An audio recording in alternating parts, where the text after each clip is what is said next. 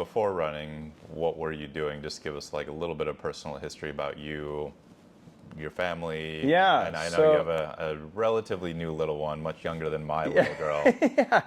Yeah, I've got, so she's 2 going on 3 going on 15 at this point. Very sassy and sharp as a tack, which is a problem. And yeah, like I said, working on my doctorate. I had my master's in ed. Mm-hmm. Had a full boat to law school and absolutely hated it and left. Couldn't do it anymore. I was doing legal consulting and decided to pursue that route, and I just couldn't do it anymore. Couldn't handle it. I hated it. Absolutely hated it. And I realized one day when I was in law school and I was working for a pretty big deal firm in the Bay Area, helping them consult on pretty major cases like capital murder cases. And buried in my office while my daughter's in the other room. And I came out one day and it was like, a week and a half had gone by because I had a deadline. And it was kind of like, for what, right? And so I talked to a really good friend of mine who's been practicing law for a very long time. He's a partner at a major law firm. And I said to him, I was like, dude, is this worth it? Like, how many days do you realistically have where you're like, man, I really hate doing this? He said, the better question is, how many days do I have where I love what I do, where I'm happy doing what I'm doing? And I'm like, yep, okay, done. We're going to change directions, right? In that industry, it's all billable hours. 100%. So I switched gears. I got my master's in less than a year in education. Did my research and thesis work on legal due process being absent in administrative hearings in K-12 education pertaining to OSS, ISS, and expulsion hearings.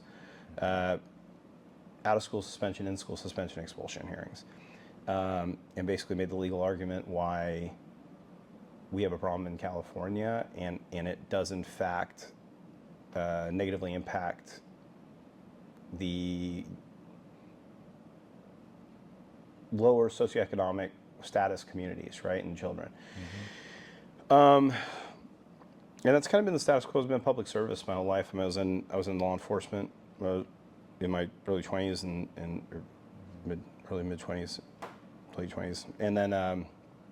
Owned a small business, and we only dealt with sourcing product from small farms and co-ops. And you have family currently in agriculture? We have family in agriculture, yeah. So my in-laws farm about 2,500 acres in Southern California, Imperial Valley.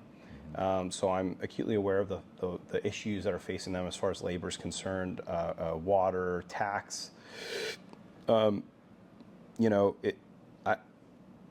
on the board of directors for Restorative Practices nonprofit based out of San Quentin. Your main hobby, which I just talked to you about. Yeah. Motorcycles. Big motorcycle guy. Yeah. I've been riding for a very long time. I've been riding since I was a kid. I started racing in my late teens. Had an expert and had a national expert pro license. Had a pretty big accident and that didn't slow me down, but it certainly kind of ended the racing career. So I ride for fun. I've taught performance riding and racing schools all around the country. It's been pretty cool. I've gotten to ride like flog bikes around racetracks, like the coolest tracks around the country. Well, and you made one cool campaign ad with you on the motorcycle, so I'll flash that up on the screen because I was like, oh, that's a good ad. I like that one. Yeah, and that's one of the things for me. Everyone goes, oh, you're an adrenaline junkie, and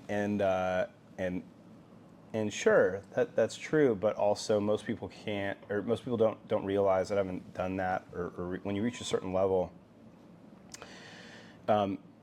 everything slows down, right? So it's weird to say, but being on the bike is far different than watching it from the outside or standing on the track side and seeing these guys go through corners, right? Actually being the guy going through the corner, with the back end stepped out and the front pushing and everything like that, it's completely different. It is quite literally having to do this mental calculation all the way around the track, like setting up corners, exiting corners, feeling where you are on the bike, feeling the lean angle, feeling traction, grip levels.